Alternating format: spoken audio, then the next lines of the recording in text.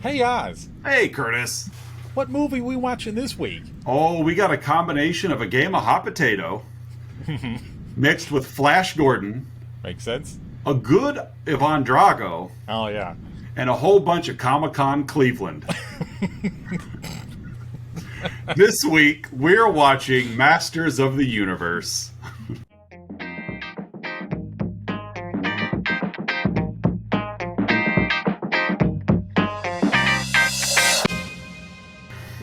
Why Cleveland? Did I miss something?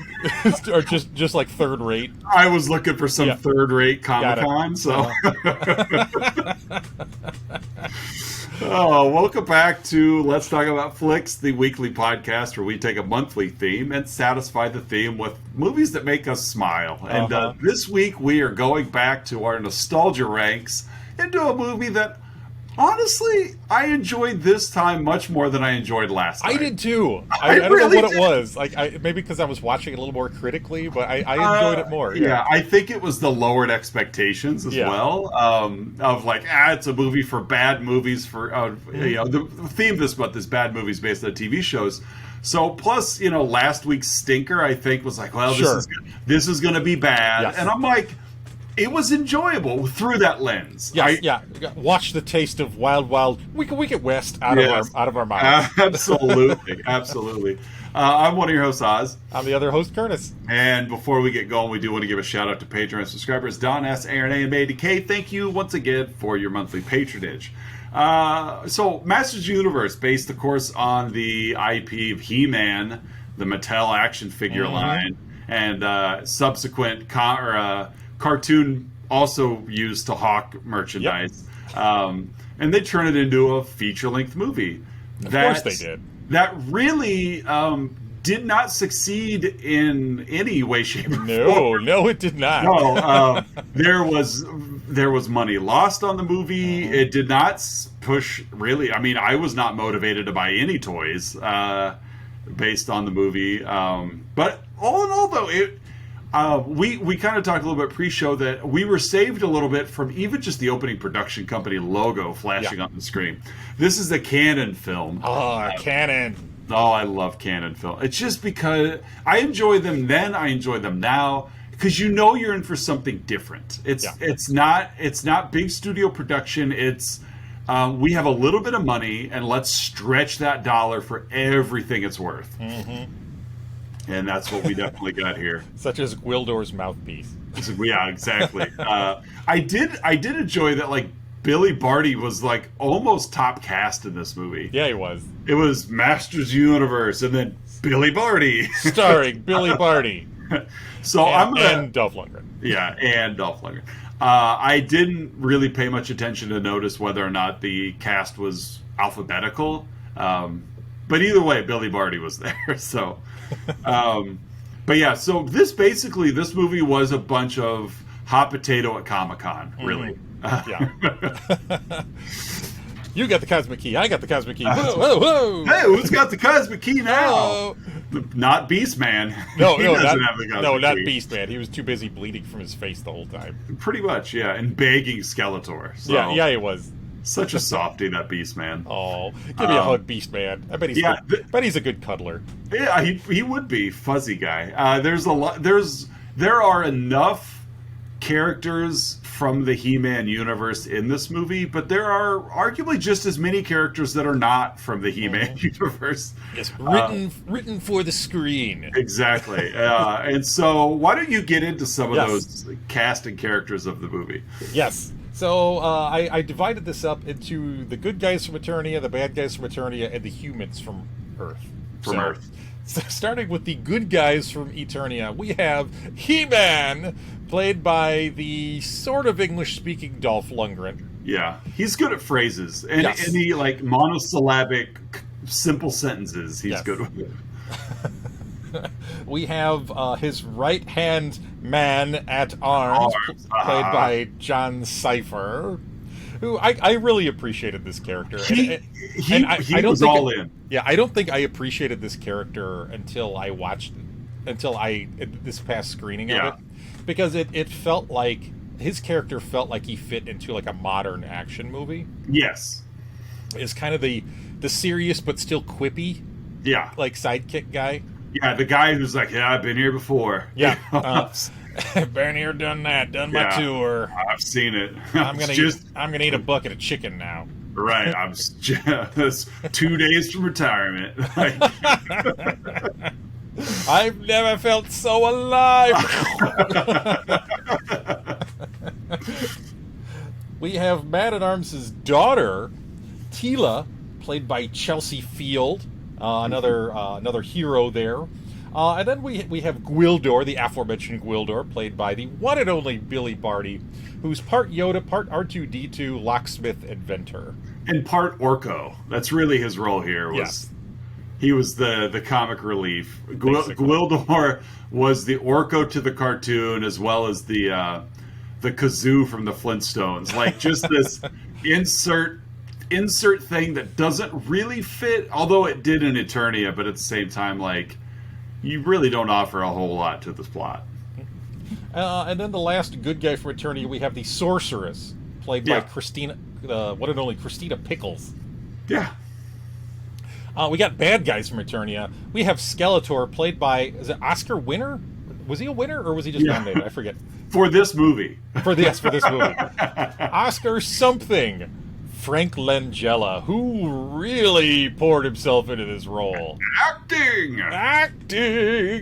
Tony Hopkins School of Acting. Yeah, he had... Did he win? I forget. Nominated for an Academy Award. Okay, as well as two... He is... 4 Tonys. Was it Frost Nixon? Is that what he's nominated for? 4 Tonys, a Drama Desk Award, a Screen Actors Guild Award, nominations for an Academy Award, BAFTA Award, an Emmy Award, and 2 Golden Globes. And Best Kiss at the MTV Movie Awards. And was married to Whoopi Goldberg for 5 years. Or was with Whoopi Goldberg for 5 years. Good for them. Yeah. Yeah, it's like, I popped up on his Wikipedia here, so... So, yes. So, Frank Langella as giving it 110% as Skeletor. Syracuse's own Frank Langella. Go Orange. He is the big orange ball when he's between gigs. Yeah, well, if you tell that orange ball has a lot more oomph, it's probably Frank Langella. It's Frank Langella.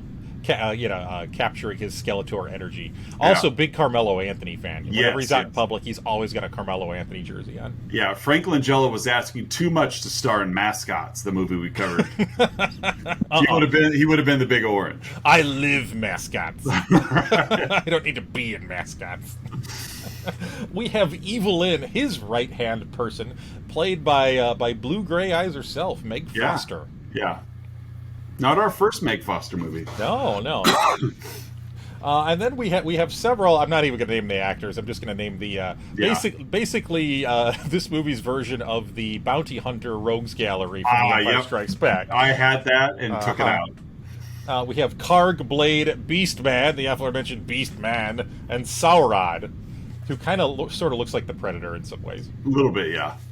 And then we have the humans. There's several. I'm only going to mention 3. We have Julie, played by future Friends alum Courteney Cox. We have Kevin, her boyfriend, and musician, whatever. Aspiring musician, master musician, as Gwildor calls him. Robert Duncan McNeil, and then also we have the one and only James Tolkien as Officer Lubeck, playing James Tolkien. Come on, you suckers! I guess all he is. He plays this role in this movie. He plays the role in Top Gun. He plays the role in all the Back to the Future. Yep. It's like that's all he is. He's James Tolkien. That's fine. He's the Michael Ironside of that's a good analogy. Yes, the bald Arlie Ermey. Yeah, we need somebody a little shorter and less scary. So let's bring in James Tolkien. Hey, I like the Michael Ironside comp. That's a great comp. It's like Michael Ironside and one note, and if you needed it, he'll deliver. So shorter, bald Michael Ironside. Yep, for sure. So. All right. Well, I'm going to cover the plot here. Yeah, we enter our film elsewhere. We enter it in Eternia, and it's clearly a location shoot somewhere else. because most of this movie takes place in like a 2-block radius of Yeah. of small town USA. Yeah. But no, this we're in. I don't know. We're probably in like the Badlands or the desert somewhere. I don't know. But long story short, we're in Eternia, and we're in Eternia where Skeletor has taken over Castle Grayskull. Oh no! By capturing the sorceress. He it cracks me up because he has the sorceress in some sort of like force field. He clearly has set up shop in the throne room of Grayskull. Yet he and Evil Lyn are talking about like, this time tomorrow, Grayskull is ours. Like they're waiting for like the closing of Grayskull. Like, once our home inspection is done, Grayskull is ours. I've put down my deposit. Yeah, sorry, awaiting the appraisal of Grayskull, and it's ours. Like, you're already there, Skeletor. I'm gonna need you to patch that drywall before we go take care of business. Once this drainage issue is resolved, Grayskull is ours. But yes, short sale of Grayskull. Right. And so yeah, he's gonna. But the plan is that now he has Grayskull. He's going to take over power of the entire universe by the next by the zenith of the next moon. Yes. Like he wants to be, as the voiceover and the opening sequence says, come to power to be the master of the universe. Yeah, so we get the title at the same time. Uh-huh. We get the very like Superman-ish title sequence. Oh yeah, we do. I caught that and actually used that in my notes as well. Yeah. Had I done the movie Marriage, Superman probably would have been in. Yeah, I almost was. Very Superman opening credits. Yeah, big time Superman opening credits with enough like Star Warsian like score to it. Yeah. It was a weird marriage there, but yeah, it worked. Like, I mean, He-Man in the 80s, arguably He-Man was bigger than Superman. Well, literally, I mean, Dolph Lundgren was bigger than Christopher Reeve. Well, yeah, that too. And so, but not to be outdone, He-Man and his literally only two compatriots, Duncan and Teela, Man-at-Arms, and Teela, they're gonna fight the forces of Skeletor, which basically is just a bunch of black stormtroopers. Black costumes. Yes, not black stormtroopers, not African American stormtroopers. Yeah, they're not combing the desert out here.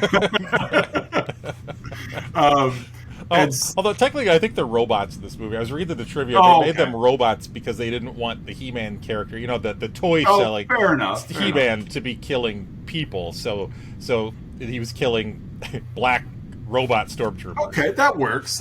So yeah, so He-Man, Man-at-Arms, and Teela are all wielding guns and fighting back against these robotic snake stormtroopers. Yeah. And so, but really what's at play here is the reason why Skeletor can gain access and power over the entire universe is because he has a cosmic key. Which literally is like a cosmic keyboard. Yeah, it's like a Casio made into like a cylinder. Yeah, it's the MacGuffin of the movie. Of this is what allows him the power. Although Skeletor really doesn't know what this thing does, but he has it. It's the thing that does the thing to make the thing powerful. Right. It's the briefcase in Pulp Fiction. And so.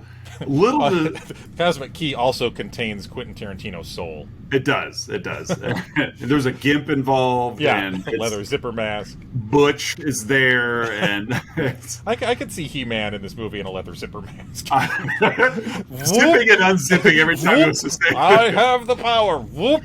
Zip. Over there. Zip.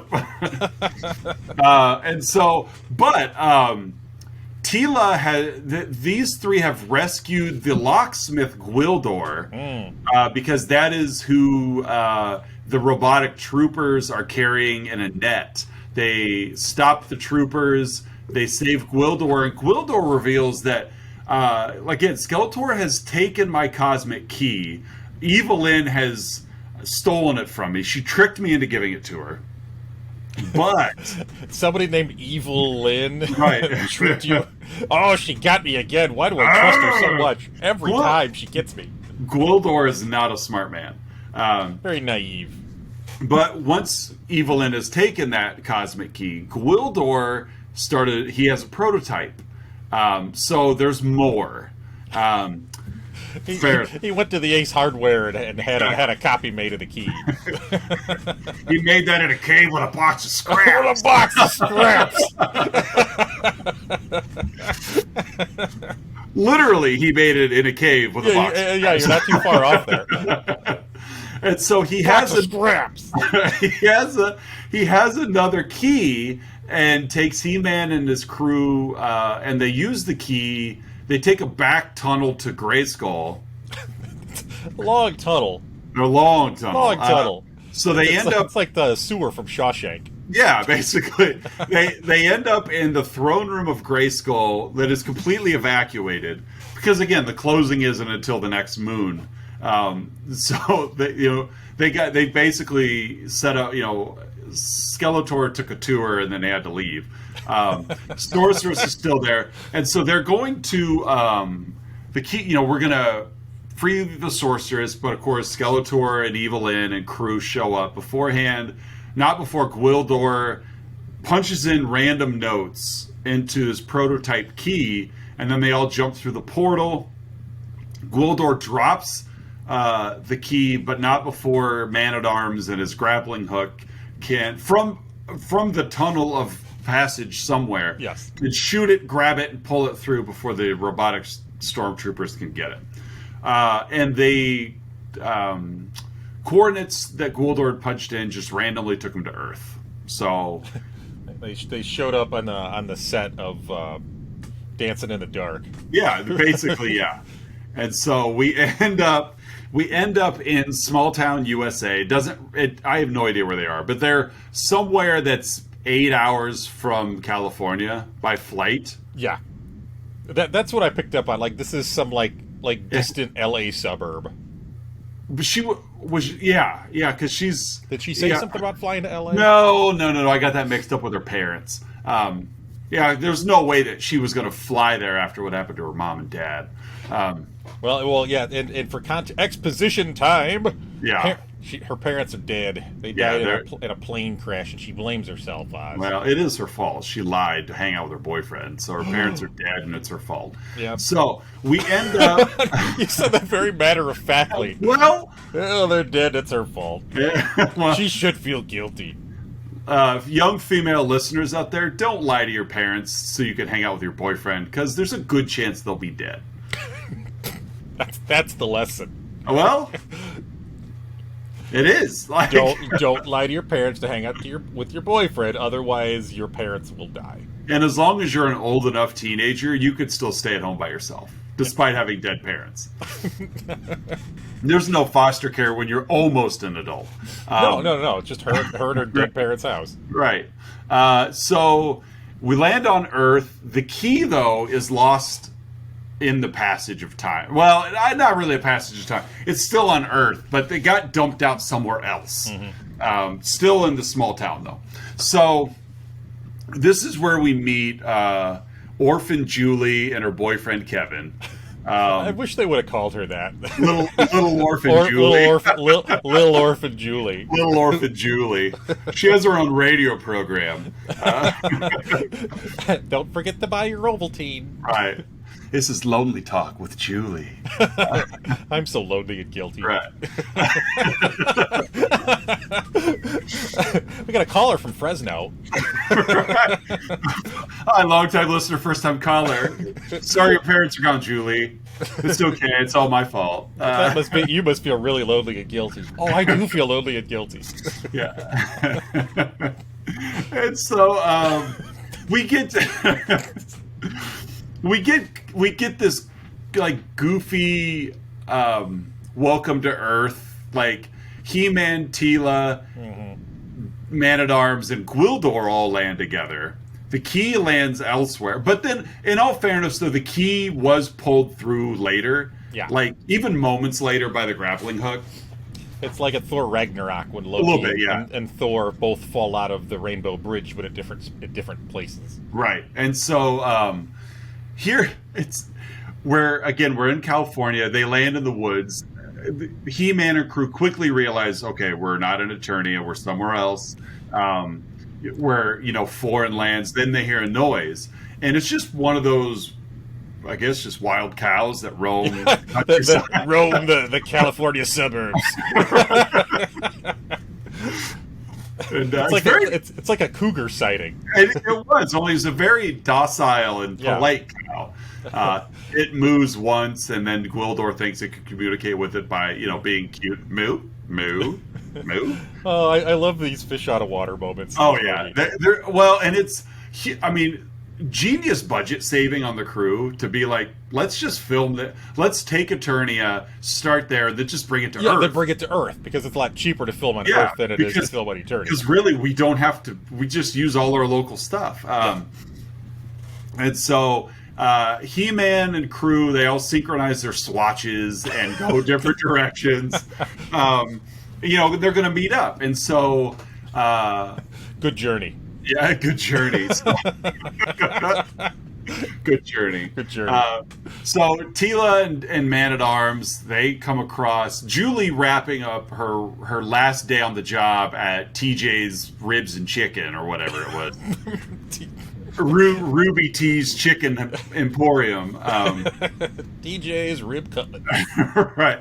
And so it's this A-frame building that should be serving soft serve, but instead of serving buckets of ribs and chicken. Just buckets of meat. That's all it is. Come down to TJ's, bucket of meat. Oh, we're all out of cornbread, folks, but get you extra ribs. We got white meat. We got brown meat. We got red it's meat. All slathered in barbecue sauce. So, and so they're they don't know where they're at, Teela and Duncan. I'm going to refer to it as Duncan, because Man-at-Arms is a mouthful there. And so Teela and Duncan, they come across each other, and they're outside this rib shack, and they spot this couple making out, like hardcore making out in the parking lot of the rib and chicken place. Uh-huh. And then they see Gwildor in the bushes watching them make out, but he then, in all fairness, Gwildor probably doesn't get a whole lot of action in Eternia, so this is what he does. Voyeur Gwildor. He's a voyeur, but he steals the bucket of ribs and chicken. I want to know their story. Hey, honey, let's go get some food over at Rib Teas or whatever. Okay. And then they get the food, put it in the back seat, and then just start making out. Rib teas. I was thinking of the word tease, like Tease. You want this rib? You want this rib? I was thinking tease as in t-shirt, so it's like this ribbed t-shirt. It has ridges in it.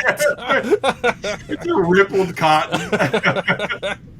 But instead, it folds up like an accordion. Yeah. So instead, this boyfriend in the front seat, we'll call him like Kyle. Kyle, knowing a bucket of chicken gets his girl all hot. It's like let's go get a bucket of fried and just leave it sitting in the passenger seat. Well, we got to make out first. So they're probably on their first date as well. Probably. So, a way to a woman's heart is through ribs. Through a bucket of meat. And so Gwildor steals this bucket of ribs and chicken, and he gets ambushed by Teela and Duncan, and they just have a little picnic. But again, fish out of water. As Teela's eating the ribs. Why did they put their meat on these white sticks? And of course, Duncan, he's been around the block, is like, that's rib bone. I want to know, how do you know that, Duncan?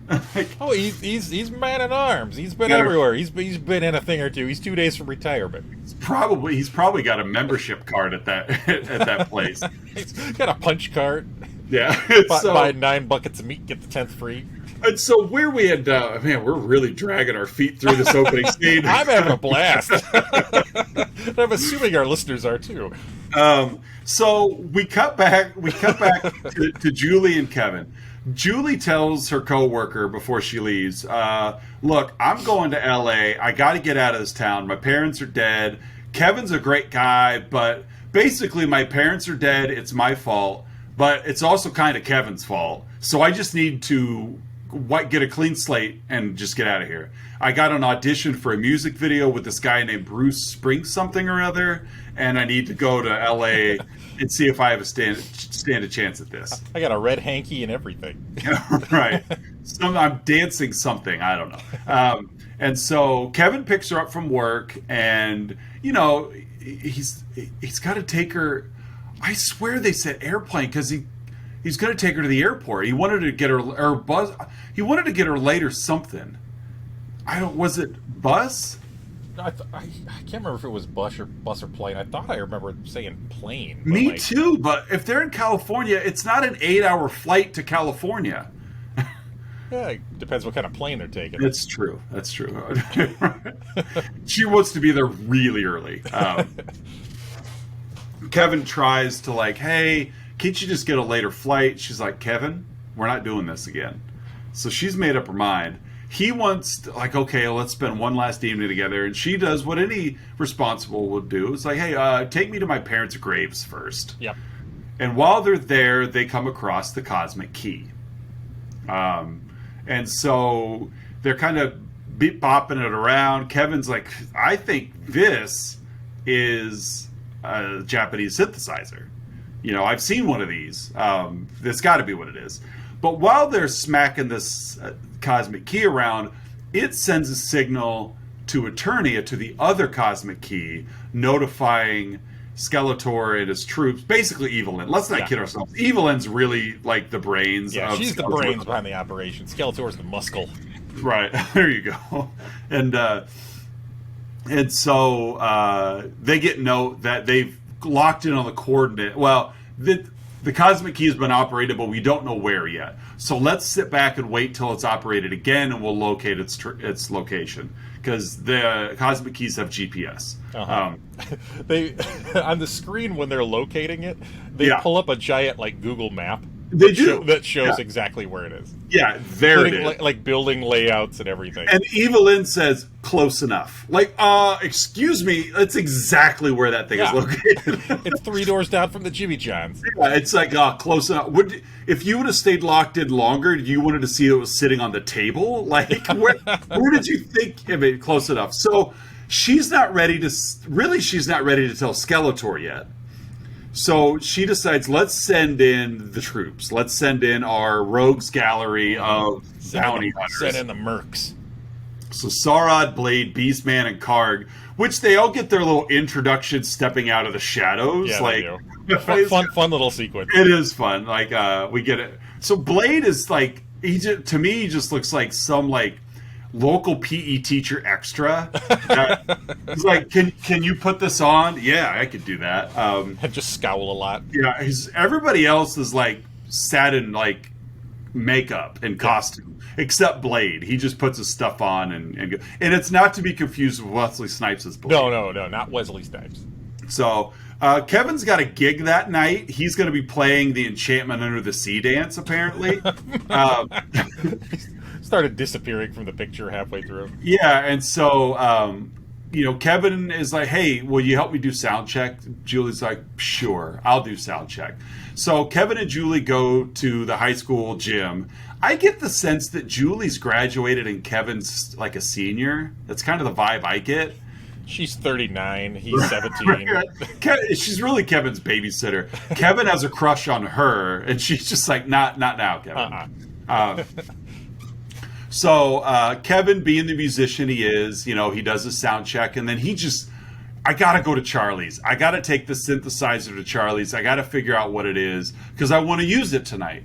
And so this is where we start our game of hot potato, where, Evelyn and the troops have locked in on the high school being the location of the cosmic key. Yeah, despite the fact that the key is no longer there. Kevin leaves with the key to go to Charlie's, his friend who has a music shop, so that he could tell him what it is. Skeletor's henchmen show up and they destroy the high school. But not before Julie escapes, thankfully. Because, again, He-Man's also looking for the key. But Julie escapes. She's running from... It's now nighttime, by the way. Yeah. So she's been waiting for Kevin for quite a while. For a long time, yeah. Kevin didn't let her know that, by the way, I got to go to Sacramento, where Charlie That's where Charlie's shop is. Right. You hang tight. I'll be back in several hours. And so, yeah, Julie runs into He-Man in a back alley. He helps her they kind of come down on him, but Duncan and Tila show up, and the three of them ward off the henchmen and troops, and the bad guys return to Eternia. So, you picking up that background noise? Yeah, I think Melissa's vacuuming. Oh, okay. So, and so, so they take off to Eternia, tail between their legs. Karg is like, they outmanned us. They, basically covered his tail. They nice try, Karg. Yeah. And so Gwildor shows up in his pink Cadillac that he quickly is retrofitted to be, semi-autonomous. It's running on neutrinos, aka space science. Yep, exactly. So I've recalibrated it. It no longer runs on biofuels. It's blah blah blah blah blah. So thanks, Gwildor. I lost my place here. Okay, there we are. So Evelyn's decided, okay, enough's enough. We know that it's there. Let's get everybody. So all the evil forces are coming to small town bringing the whole troops. Right. Kevin's at Charlie's is like police cars and fire trucks, everything. What's going on? Well, they find out the school's burning down. So Kevin shows up at the school to rescue Julie. It's too late, but we meet was it Lubick? Yeah. Yep, Officer Lubick. Yeah. Hey kid. Yeah. I'm gonna curse a lot in this PG movie. That's right. I he drops 2 S words, and then that's about it. But yeah, so Lubick is there. Kevin's like, it's Julie. He just Julie. It's Julie. And Lubick's like, come on, kid, let's go to Julie's house. So, of course, Kevin still has the key. They get to Julie's house. Kevin is showing Lubick kind of what the key can do, which, of course, draws attention from Evelyn and crew. So they descend on Julie's house, but not before Lubick takes the cosmic key in his round of hot potato. Because I'm gonna take this key because he thinks Kevin stole it. So he takes the key, and then he's gonna go to Charlie's store. Charlie's a busy guy. He is. He's got connections with everybody. So Lubick's going to Charlie's store to verify Kevin's story. Evelyn and the henchmen all show up. Well, the henchmen all show up. Evelyn really wasn't part of it. They all show up at Julie's and just blow the house in, but not before Kevin starts yelling, "Get out! Get out!" And he literally throws a towel at Beastman. Like, just throws it at him. It doesn't work. They get Kevin cornered, and they put on 2 weeks in a row a metallic neck truth teller. Collar. Yeah. Which was kind of cool because it starts glowing, and then I'll give who we got here is Kevin. Robert Duncan McNeil. I'll give him credit because he was acting all hyped up. Then that collar turns on, and I love how he just dropped into truth-telling mode. It was fun. The one moment in the movie where he demonstrated some kind of acting ability. Yeah, he's got a little bit of range here as he just starts telling them the truth. They just sedated him off camera. Basically, yeah. And so Kevin tells him the truth of what's going on. Julie and He-Man and crew, they just leave Kevin. They're now after Lubick. Yeah. Julie and the Eternians show up to rescue Kevin. They release him from the collar. So now they're also going after Lubick and the key. They show up at Charlie's. Somehow they got to Charlie's first. But then again, they were with Kevin. Kevin knows where Charlie's is. So that makes sense. He knows all the shortcuts. So they show up at Charlie's first and hunker down. Skeletor's forces show up. They have this big blowout where basically it's just a big, Charlie's blowout sale as they're just destroying the store. Yeah. Duncan and He-Man set up Casio keyboards as barriers. Yeah, basically, yeah. This will knock down those laser blasts. Truth be told, we're clearly into the action of the movie, and we've yet to see He-Man use his power sword. Yeah. he just has a blaster. He's just using a blaster. So they fight. Teela comes out to help out. They finally fight off Skeletor's forces. Looks like this needs a woman's touch. Yeah. Teela turns to the camera and goes, "Woman in arms." Like, wink. Yeah.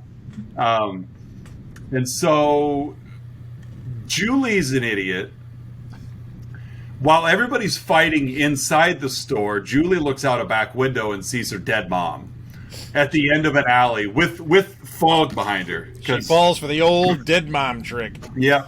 So she comes rolling with the fog, and she's come out. So Julie naturally is like, my mom, whose grave I literally visited a few hours ago, is there. Like, it's all been a joke. She's there. So she runs out to her mom, and mom is like, hey, it's all been a big mix up. We're involved in some serious stuff that involves that thing that you guys have. So if you could go get that for me, that'd be great. Thanks. By the way, I'm not dead. And I'm not dead. Forget all this foggy smoke rolling in behind me, which in the 80s is like if you're gonna have if you're gonna have a dead parent coming back from the grave in the 80s, you had to have smoke. There's smoke there, yeah, and backlighting. So Julie and her freckled face goes running back in, ignoring her friends, which is something that she does do quite often in her career. Not a good friend, that Julie. Julie, where are you going? She snatches the cosmic key, runs down to the end of the alleyway and gives it to her mom, who then hugs her and says, "Thanks a lot." In Evil Lynn's voice, it's Evil Lynn! No! Julie backs up and even screams, "No!" Like, Julie, you're an idiot. Both Julie and Kevin are kind of idiots here. Yeah, they're not the brightest of people. But they're teenagers. I will say, at least Julie has, recent trauma to blame. Kevin's just dumb. Yeah, Kevin's just dumb. Just not a bright guy. So,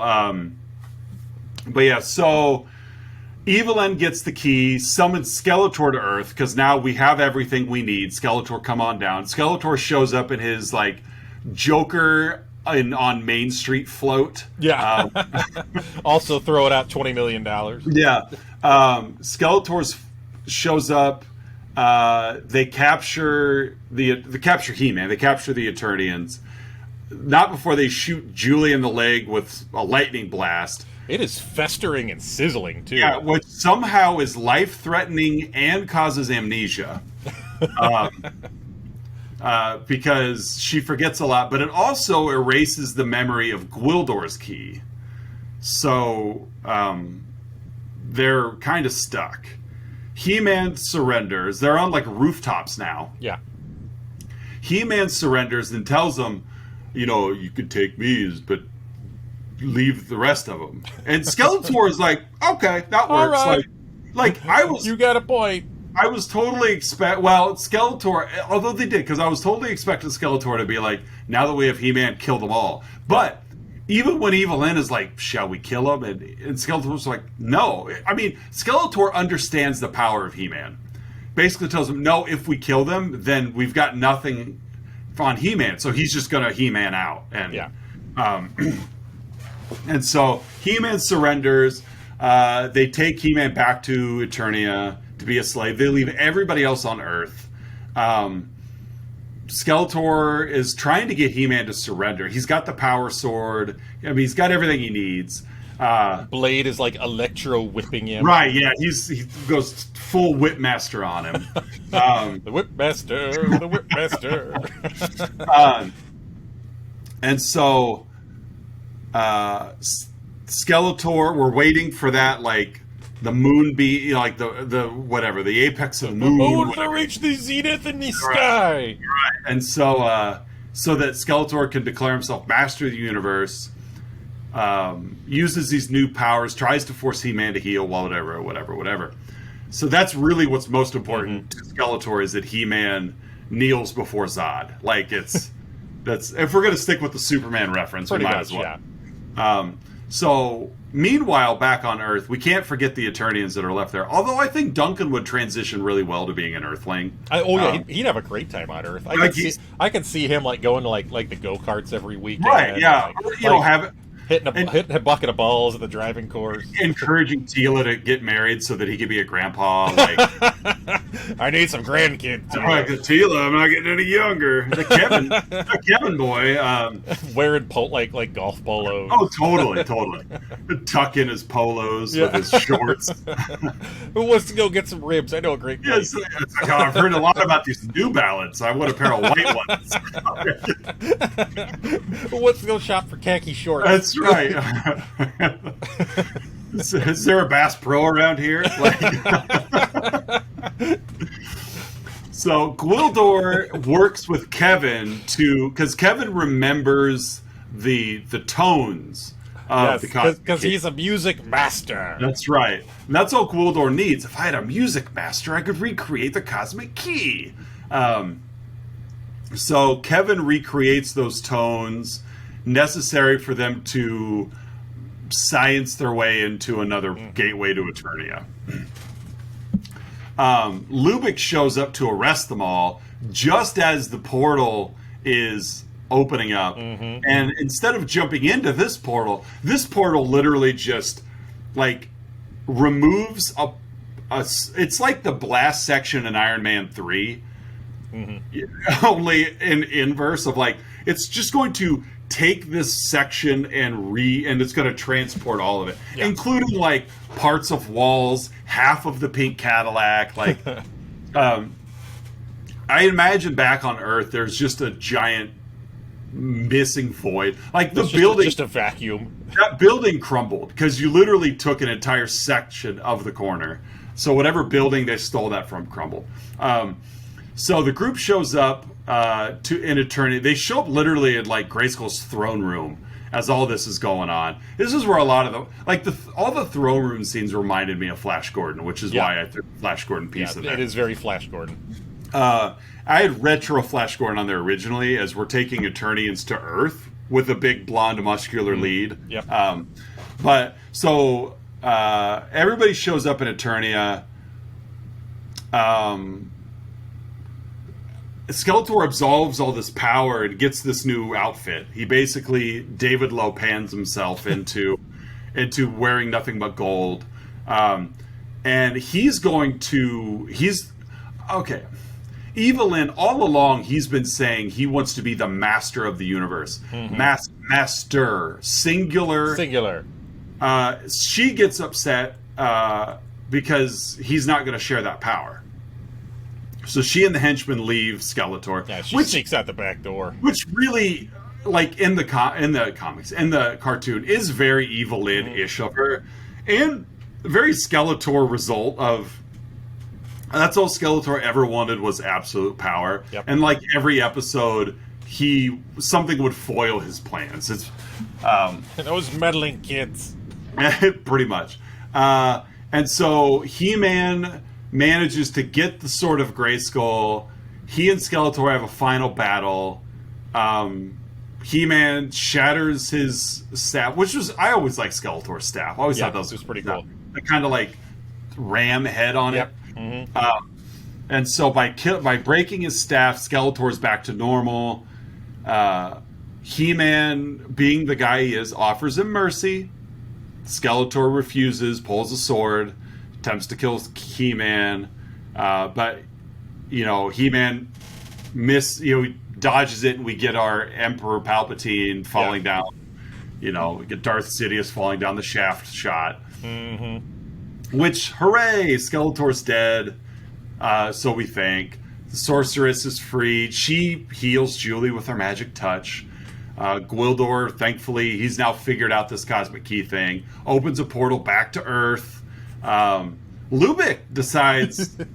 I was hoping you were going to bring this up. As we were joking that, Duncan would have, Earth would have been a great retirement for Man-at-Arms. Lubick flips it. He's like, I'm staying here in Eternia. Yeah, I'm a hero. He's got a hot babe on one arm. Right, I'm a hero. I got this hot Eternian woman. I got 80s hot Eternia babe here. Exactly. Look how big her hair is. Like, this is great. And I got none.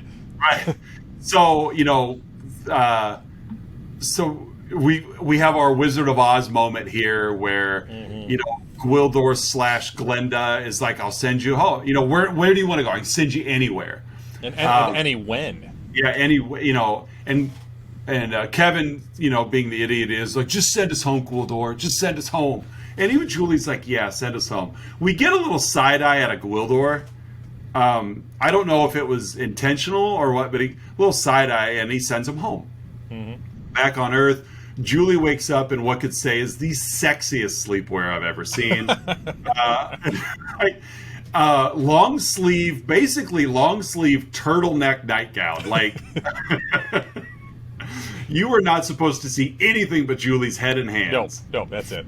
Julie wakes up on the morning. It turns out it's the morning of her parents' death. She rushes downstairs. Her parents are still there. Of course, she is aware of what's about to happen. They are not. And they're like, oh, you've got to study. We're just going to take a quick trip. And no, well, your dad's a great pilot. No. So she steals his flight plans and just takes off through the neighborhood barefoot. Just swallows the key. Right. She's going to go run to Kevin's house. Kevin must have gotten up earlier because he had time to get dressed. and sprint all the way to her house. Right. So they meet up in the street. Realizing when it is, they decide, they confirm everything that just happened to us. So, woo! Everything didn't get to the mute button in time. That's okay. Everything that happened to us was real. We know that because this mystical glowing orb in our hands tells us so. We've got this souvenir. It's basically, you zoom in, it's a scene of He-Man and Castle Grayskull. We finally get, he did have his I have the power moment. Uh-huh. But it's your He-Man in front of Castle Grayskull holding the power sword above his head. Like, it's the iconic He-Man image.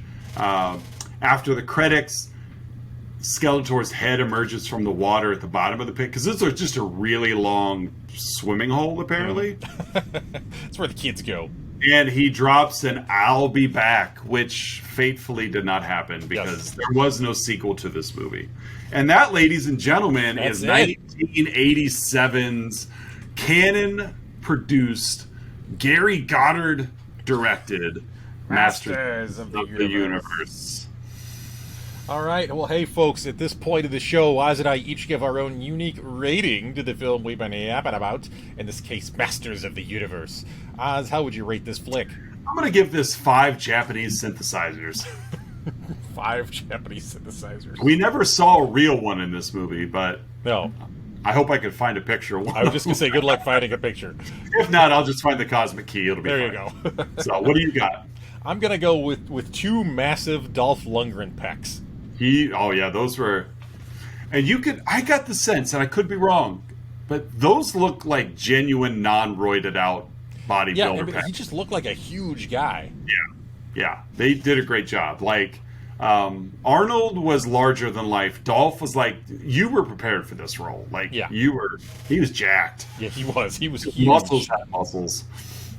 Next up, folks, we got Outside Insight. Oz and I have been scouring the interwebs, looking for unprofessional reviews to tickle our funny bones, and we hope they tickle yours as well. Oz, what is your Outside Insight for Masters of the Universe? I have a 2.5-star review from J. Sterling Pound on Letterboxd. J. Sterling Pound. Yeah, he says, so very dumb and shockingly slow.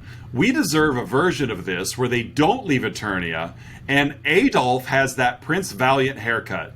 Master Pancake sure made it fun, though, and Owen's barbecue sauce slathered Geldor was incredible. What? I don't know. He doesn't call him Dolph, he calls him Adolf. So Adolf, apparently yeah. he must be on close terms with Dolph Lundgren. Yeah, that's his given name. Master Pancake, I don't know what that's a reference to, and Gwildor but he calls him Geldor, so Very entitled. I deserve another version. No, we of this. do. We deserve it. Yeah. Oh, okay. Yeah, where they don't leave Eternia. Like, whatever.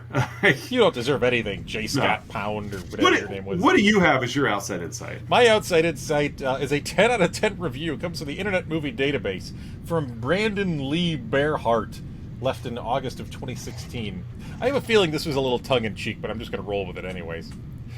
Greatest film ever made. It's better than Transformers.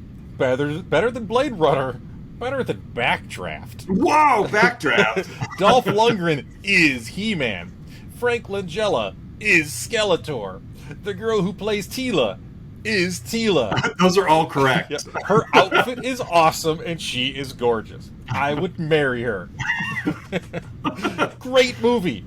Dolph Lundgren rules now and forever. You should also check The Punisher, which is the greatest film ever made. So which one's the greatest? It's a toss-up between The Punisher and Masters of the Universe. Right. As long as it's a Dolph Lundgren film. Yes, as long as Dolph Lundgren is in it. Yeah. Oh, man. Yeah. Okay, fair enough. Uh-huh. And, folks, it's that point of the show you've been waiting for, our signature segment, the 3-2-1, in which Oz and I each share 3 goods, 2 bads, and 1 about the film in question, in this case, 1987's Masters of the Universe. Oz, what are your 3 goods? My first one is just the power of nostalgia. We talked earlier in this movie, and I know we talked late last episode, that this movie was more fun than I remember it. And I think it's because we had the right lenses on. I know we both had a soft spot for this movie because of our love of He-Man growing up. Yeah. And I remember loving this movie as a kid because it scratched every itch. Yeah. In 87, I turned 8 that year. This movie was exactly what an 8-year-old me would have gone for. Rewatched it somewhat recently, was in like the last couple of years, remember it being a flop, but then through this lens of like, you know what, maybe if I watch it like it's supposed to be bad, and it was a lot of fun. Like, I really like this movie. So the power of nostalgia really played a part, because there are other 80s things that turned into films that I wasn't a fan of, because I just wasn't a fan of the original content either. My second is, I mentioned it earlier, bringing the action to Earth was just really smart to stretch this budget. You established our characters in Eternia early. We know who they are. They stayed who they are. We never saw He-Man, Duncan, Teela, Evelyn, etc., trying to be human. They weren't trying to be Earthlings. They were in their getup the entire time, which helped establish that they were from a different place. And my third is Kevin throwing the towel at Beastman while yelling, "Get out of here! Get out of here!" In all fairness, like, Kevin was afraid, but he wasn't like shocked with fear. They come literally bursting through the wall, and he just starts yelling at them to get out and throws a towel at Beastman. Waiting for him to pick up like a dust broom or something to like shake it at him. Or it's like that was his equivalent of a chase scene where I stopped to knock the trash can over to slow them down, like. Like you see like in Jason or Michael Myers movies, where like maybe if I tip over this chair, no, the towel didn't stop Beastman either. So those are my 3 goods. What do you got? My 3 goods. I took down several possible goods here. I'm going to go with the first one is when Evelyn and the Mercs first arrive on the or when she first gets there, the Mercs have already kind of chased Julie around that, like, I don't know, it was like a parking lot, whatever. Evelyn brings out a camera that can like see into the past, so like she holds it up. Oh yeah. And investigates the scene, and you think that it'll like sort of just enhance the environment, but it actually shows the battle that had previously taken place there. So just a kind of a cool gadget. Yeah, it was cool. Yeah, Evelyn's cool scene of the past gadget. My second is I'm gonna go with the point. This is right before like the big climactic battle at the end, where it's just he and Skeletor. But He-Man breaks free, and he pulls the power sword, and you have the "I have the power" moment. Yeah. That's my second good. Yeah, the movie, I mean, it would have been a huge missed opportunity if you didn't have that. Yes, he did have that moment. And my last is, I just have 3 moments from this movie as my good. This one is when they're battling on the rooftop, and eventually they all get captured, and he takes He-Man with. But He-Man's, there's dozens of the evil robots there. And it's one of those, like, action movie tropes where, like, a dozen of these troopers all, like, pile onto He-Man. And then he does the thing and throws all 12 of them off at the same time. It's like all the security guards at the mall on Commando. Exactly. That's exactly what it is. And I just think those moments are so dumb but so enjoyable. Yeah. I'm so strong that a dozen of you cannot hold me down. Yes. And so just that, again, that moment just tickled that little funny boat that I have there. Those are my 3 goods. Oz, what are your 2 bads? My first bad is limited character roster. Yeah. I mean, the He-Man universe has dozens and dozens of characters. There was no Battle Cat. There was, I mean, really, like, it was He-Man, Teela, and Man-at-Arms. And, and Gwildor wasn't a He-Man character. Yeah, he was like a spin-off, an adaptation of a different character. But it's like, that was it. There was no other reference to any other good guy. And Beastman and Evil Lyn and Skeletor were the only, that I remember, the only 3, like cartoon canon bad guys. Yeah, no Skunkor. No, but the thing is, it's like, you almost wonder if Mattel was charging per IP or what, because you had other bad guys. Yeah. You could have easily put in other bad guys, like was it Lockjaw, whatever one they had, like, as we mentioned, Skunkor. Like, there were other potential bad guys you could have had. You just didn't have them. Lockjaw stepped on a rusty nail. Yeah, right. I had him too. He was cool. He was kind of a Frankenstein-looking thing. Mm-hmm. I remember he had different, like, body parts were different colors. Like, he had a blue arm and a green body and the silver mandible, and so that's my first bad, was just the limited characters. And 2, He-Man uses a gun way more than a sword in this movie, and, like, never uses a gun in the cartoon. But whatever. Like, that's my second bad, is, like, He-Man's not a gun toter. It's like, it feels wrong when Batman's using a gun. Yeah. That thing is like, why does He-Man have a blaster? Teela and Man-at-Arms, I completely understand, but not so much He-Man. So, those are my 2 bads. What do you got? My 2 bads. The first one is when Skeletor arrives on Earth. Like, I thought the Evil Lyn airship was kind of cool, but when Skeletor gets there in a bigger airship, it's clearly on a flatbed. Like the way they shot it, it's always like ground level pointing up. Yeah, it's a parade float. Yeah, they're just hauling it around. They probably got like a like an old international tractor up there, just pulling it. Some local guy. He's throwing Smarties to the kids, chewing on a piece of straw. So that's my first bad. My second bad is the Mercs. I love the Mercs. Saurod, Blade, and Beastman were all really cool. Yeah. I didn't care for Karg as much. He was the one that talked a little more than the others. He had kind of the big head and the long white hair. He looked like he spent too much time in a tanning bed. Yes, way too much time. He was there with the woman from There's Something About Mary. Yeah, I was going to go there. Yeah, he's just very leathery. Yeah, was it Lin Shaye from There's Something About Lin Mary? Shaye. Yeah. And even more so, he only has one hand, and on the and this is a baby hook. Yeah, just a little tiny like fish hook on the end. It's not like a big menacing weapon that he's screwed on there. It's just this little dinky fish hook. It's like a can opener. Yeah. It's not even a hook. That's what he is. Yeah. He's Skeletor's can opener. Kitchen appliances. Those are the only things that work there. He'll mix your cake batter for you.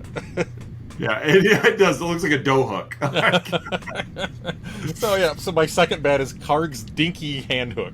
I'll get you. Karg will scratch you. Not before I scratch by my shoulder blade. That's my second bad. What is your I've got two. Okay. My first one is: was there a contest to see which cast member could say Gwildor the most?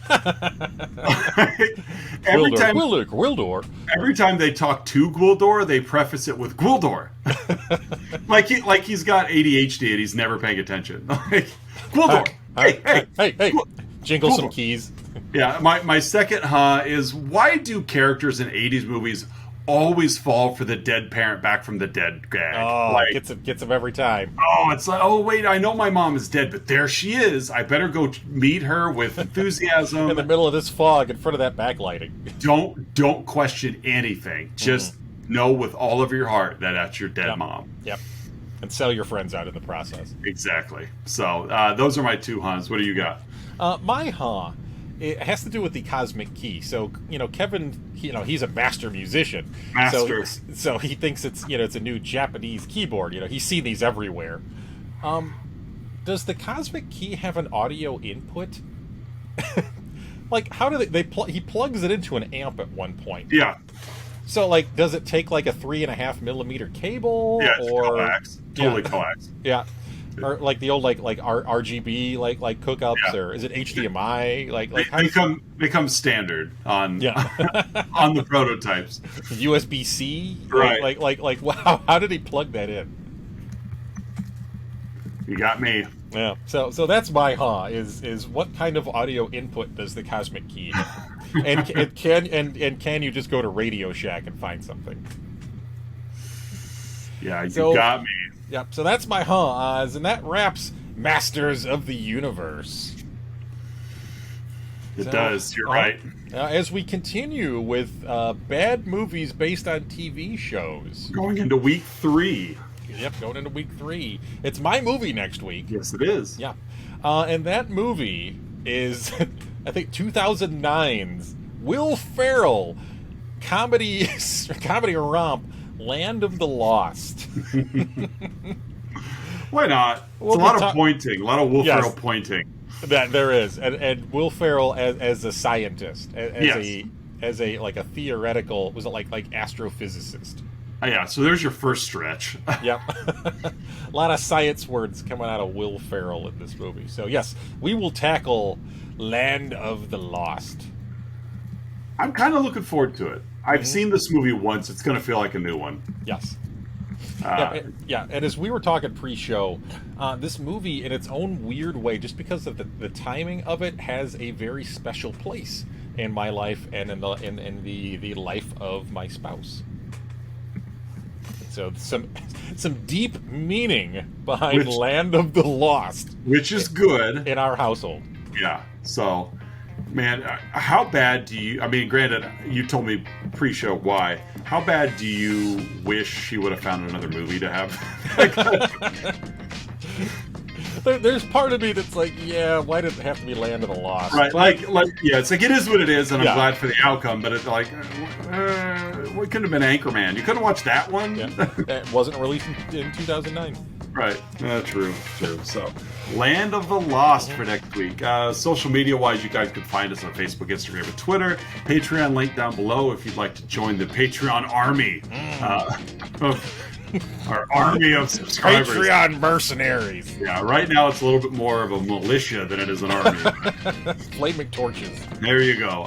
But yeah, so Patreon link down below if you'd like to join us. And we will be back next week, Land of the Lost, week 3 of bad movies based on TV shows. So for another week of Let's Talk About Flicks, I'm Oz. I'm Curtis. See you guys next week.